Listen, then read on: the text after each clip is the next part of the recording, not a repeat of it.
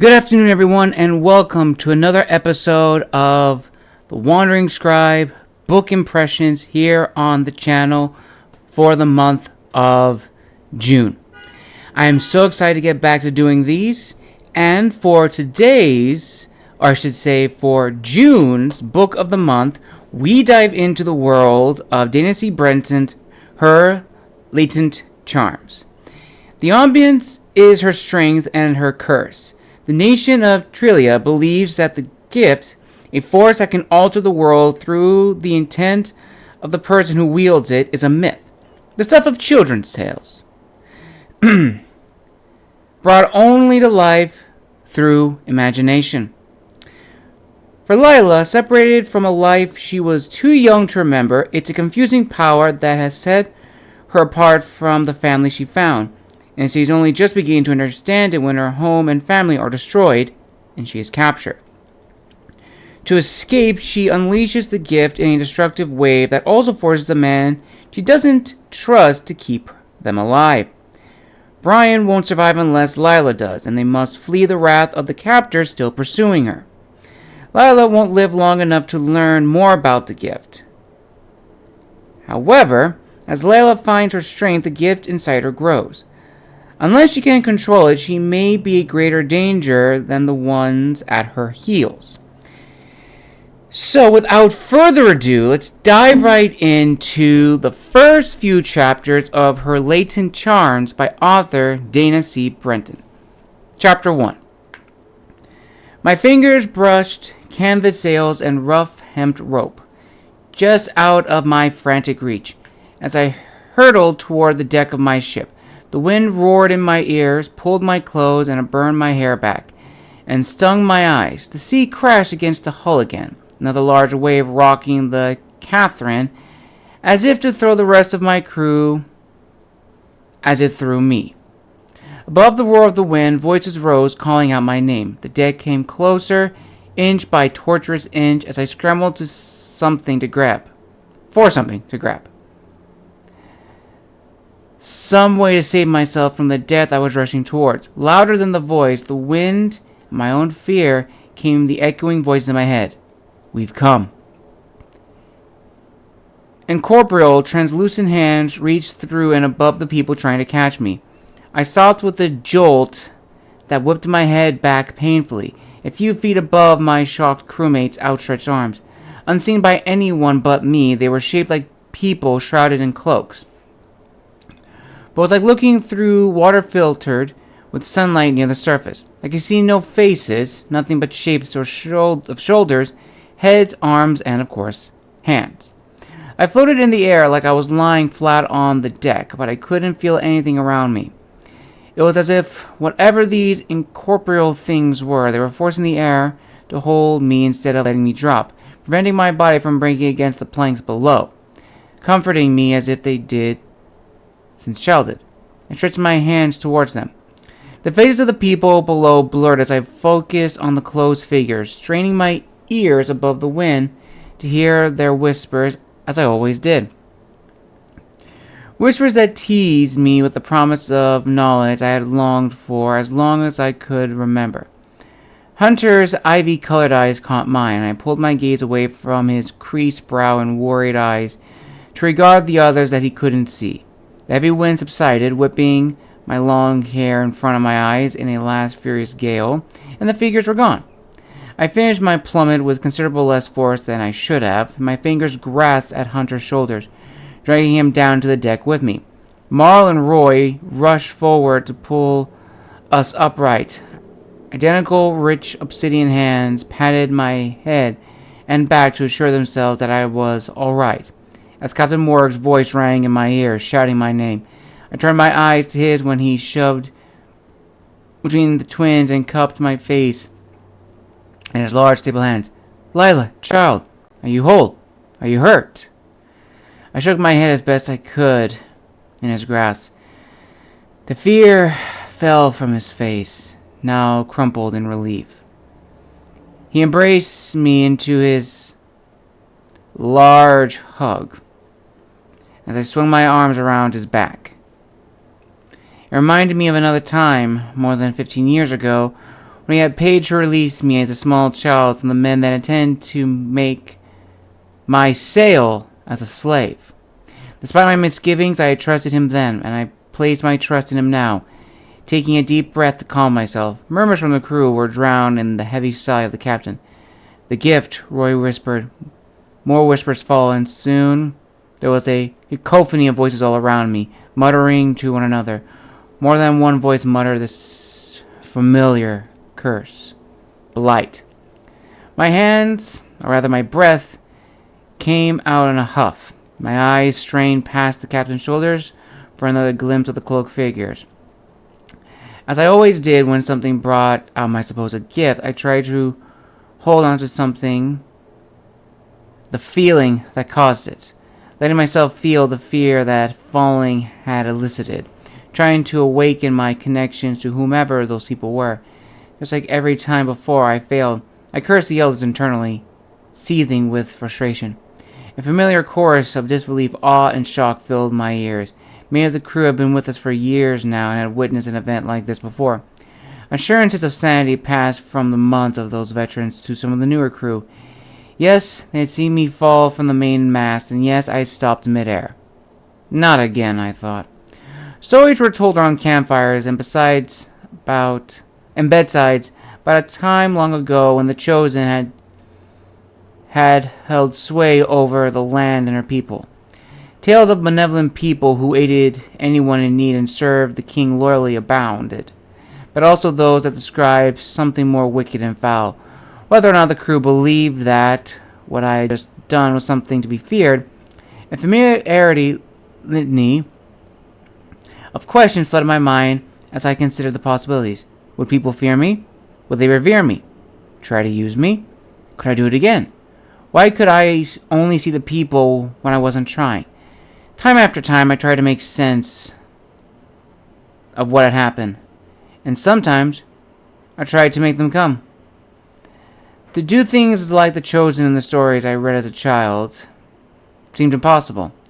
Why couldn't they help us load heavy cargo or even let me fly? I tried to move cargo with the gift when we were in port last, but instead I pulled a muscle and almost fell on the dock when I tried to fly over the water later that day. Years ago, when I became frustrated by Hunter's teasing, I almost set his hair on fire when sparks flew out of my hand.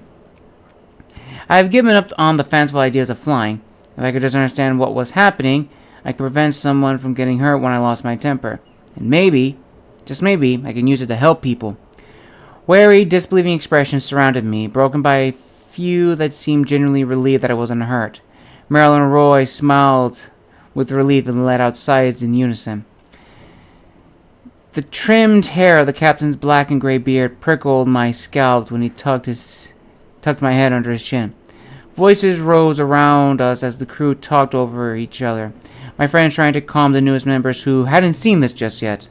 The captain's kind dark eyes found mine when he pulled away and flashed me in a reassuring smile before he turned back to the crew. "Silence!" he bellowed, and silence surely followed. Captain Morrick hesitated at a loss of words. The planks of the deck creaked as men shifted their feet back and forth. The silence stretched as wind snapping at the sails overhead. Finally, the captain shouted, "Back to work!" Everyone lingered, but after a moment and a few more sidelong glances my way, they started to shuffle away to bring us safely to port.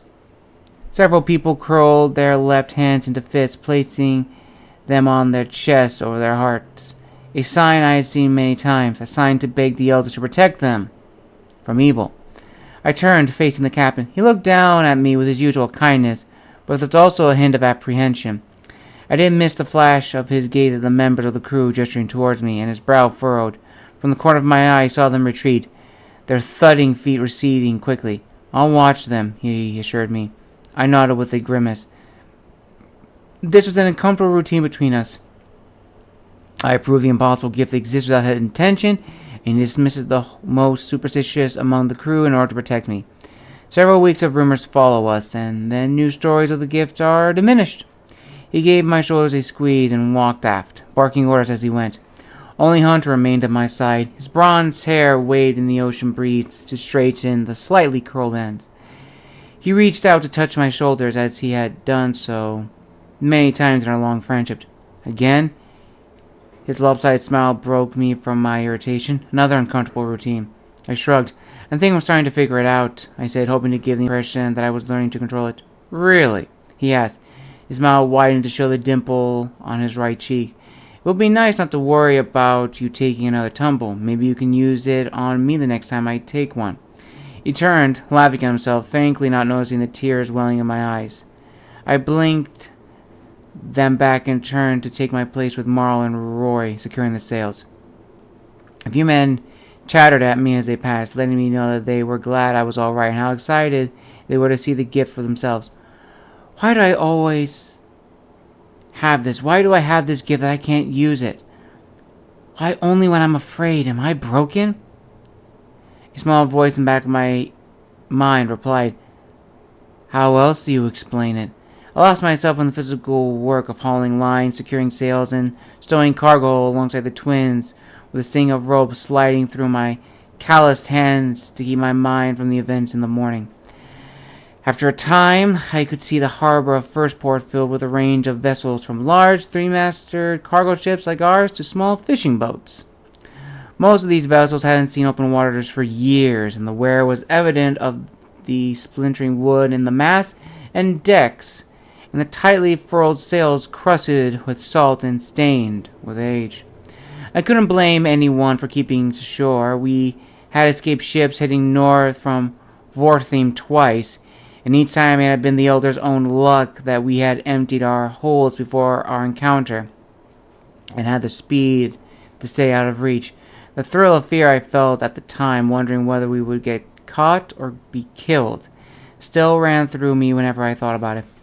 It must be nice to sail without having to worry about slavers, thieves, and murderers, I thought. The city beyond sat on a flat peninsula on the eastern edge of Trylia, protected on all sides by a massive wave of stoic and uninviting gray stones. The dock looked welcoming, if less sturdy with the decline of sea travel, and we slowed to meet it. Men climbed up and over the rail as soon as the lines were secure, and we pulled to a full stop. The captain was the last over the edge and smiled reassuringly before his weathered face disappeared with a murmur, Stay here. I trudged to the rail, despondent at the reminder that I was different, watching their progress along the weather-beaten pier. Though the men around me did the same, a clear space separated us. The warmth of the sun couldn't penetrate the chill in my body. I was left alone in my own thoughts. They're all staring or talking behind my back. I could be a danger to everyone. Should I leave? Where would I go? The day faded to evening with the words of doubt echoing through my skull, and I followed the others to my berth below. Glances were less than discreet as they tracked my progress and stayed just far enough away that I was touched by no one, despite the cramped nature of this part of the ship. It made me feel alone here, as though I didn't belong. My hammock swung beneath me as I climbed inside. I gave myself a moment more to wallow in the knowledge that I was something more or less than any member of the crew, and then I pulled it around me like an armor.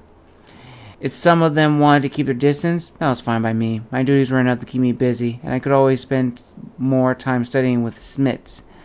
Holding myself apart from the crew was another part of my routine, and I knew it would hurt some, especially Hunter and the captain.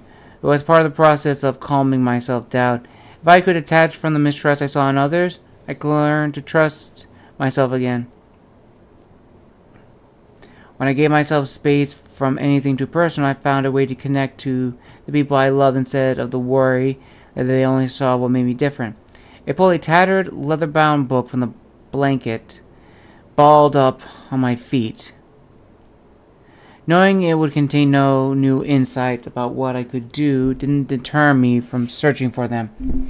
Straining my eyes against the meager candlelight, I traced familiar paragraphs as they recounted the myths of the gifts in Trylia.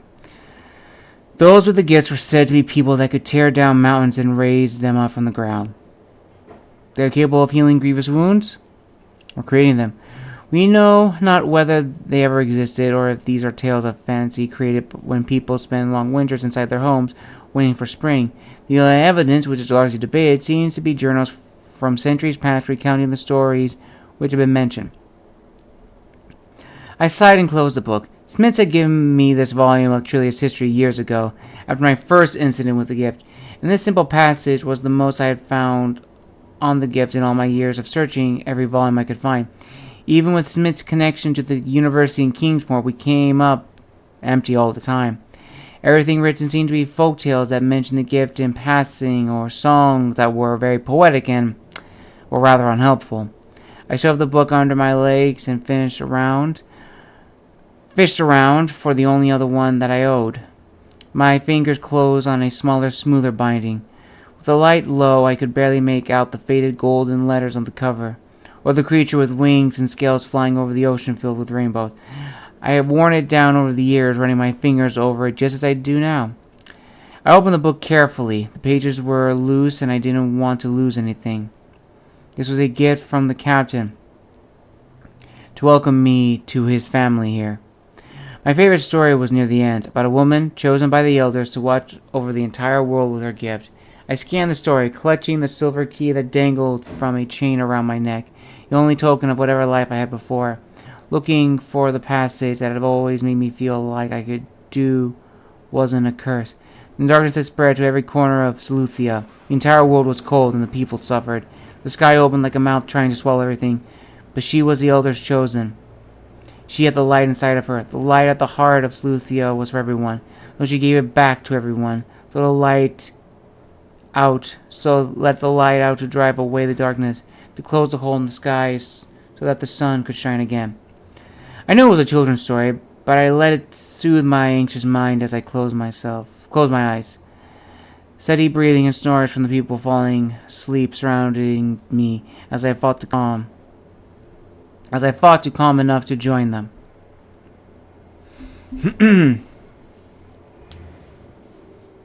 Chapter 2. Around midday the following day, the crew returned, and the job of unloading the sold goods and taking on new cargo and deliveries began in a flurry of activities. A recent addition to the crew raced past me with an armful of violet silk, stomping on my foot in his haste. The young boy with sandy hair and a bright, eager smile turned to me. I didn't help but smile back. His grin was so wide that it broke me from my self-imposed isolation. "Sorry, Lila." "It's all right, Walter. Just watch where you're going. You'll end up over the side." "Are you headed to the hold?" "Aye," he said as he disappeared below. More silk was brought on board in a variety of colors. Everyone chattered about the captain's luck in obtaining such a rare cargo to sell. Marl and Roy stood guarding the gangway to ward off the beggars and thieves. The twins acted as hired muscle, but showed promise as sailors. With their arms closed, their muscles bulged under their thick cotton sleeves, and their scowls made a wall of hard menace against intruders. "Lila," Marl called. I ducked between two women passing bags of grain along a line to the hold and looked up at the twins. "Smiths needs you. Hunter got hurt." Roy spared me a glance, his eyebrow raised as if expecting a certain reaction at mentioning Hunter.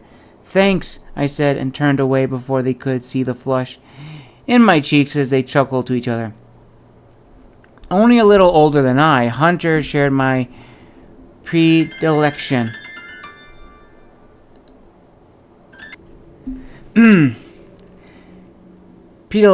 for misfortune, and despite his cavalier attitude, my suspicions and cautious nature.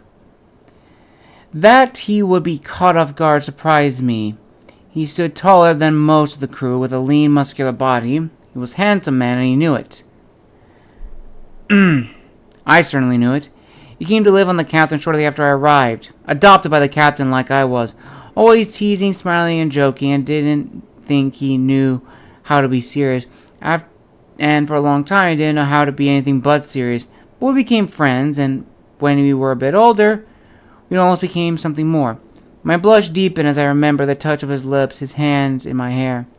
At 16, my impulsive desire led to a few stolen kisses in the hold. Occasionally, I would try to shut down after the gift manifested, but Hunter's easy humor and our friendly, joking banter broke through my defenses. After a couple of years, I was tired of telling myself that I had too much to worry about without the complications of an intimate relationship, or because of it. We spent a few days of shore leave stealing away from our duties to find dark corners where we almost became as intimate as any two people could be. But when I was almost stabbed in But when I was almost stabbed in one of those dark corners by a woman who wanted our money, I threw her against the wall without touching her, and when I withdrew from everyone, as I always did, it hurt both of us more than ever before.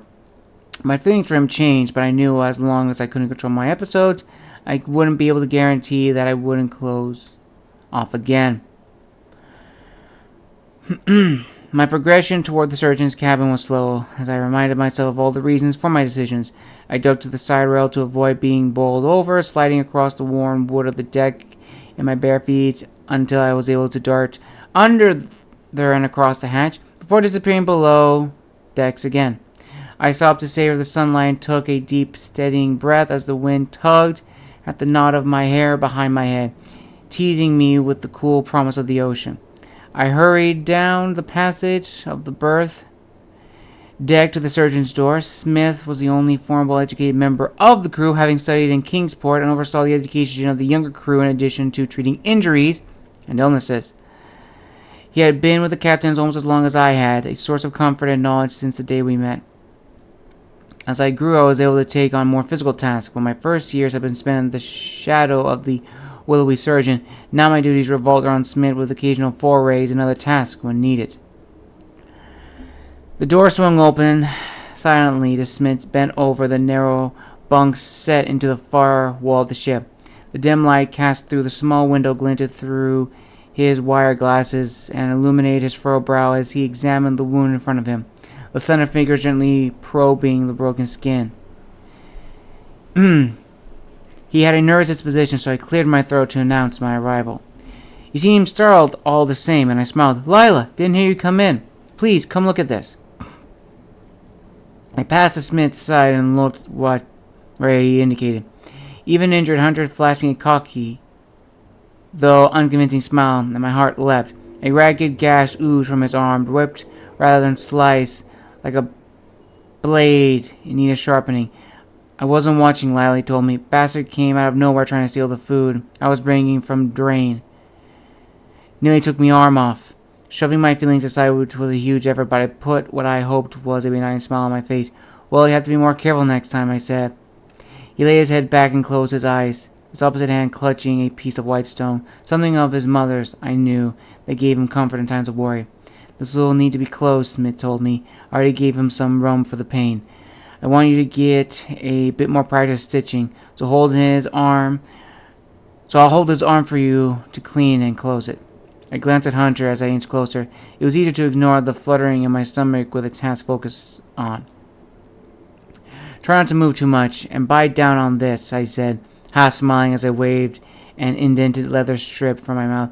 "You don't want the others to hear you crying, do you?" I teased. Hunter groaned as he looked up at me. "As long as you're at my side, Lila, I won't make a sound." And with that, we are actually going to stop here. This actually is a really interesting story. I like how we do get an introduction of magic in this, I want to say almost like pirate fantasy world, which is really good. You don't really see a lot of that, like a pirate fantasy story, even though they probably aren't pirates. They're probably merchants or privateers. The story reads very, very smoothly. I love the characters, Hunter, Lila. You get an idea of what Lila has gone through, and I like the description of magic in this world. It's almost like, this gift from the Chosen, that they were beings who had magic before, but now they've given it away, that it exists. Whether or not it can be used for good or evil remains to be seen. And again, I love the description of sort of what we've got, like going to the port, the world building. And it's a really good story. It's easy to follow along. And again, you don't really see a lot of stories like this that usually begin at the sea or usually are like a pirate-based fantasy story. This could probably be a romance fantasy story, which from the way it's written thus far, it could be. And I could be wrong that it already is. So if you are a big fan of romance fantasy, you will definitely love this book. So I would definitely give this a good solid 5 out of 5. There was nothing that stood out to me from the initial first 2 chapters that was, appalling. Honestly, this is a really good book. So make sure to check it out, which I'll provide the link down below. And if you want to see Dana Brenton's first interview to learn more about her latent charms, as well as the other books in her series, I will attach it here for you to watch. Until next time, viewers and listeners, this is the Wandering Scribe and the Wandering Quill, signing out, wishing you all a wonderful day, and I will see you all next month.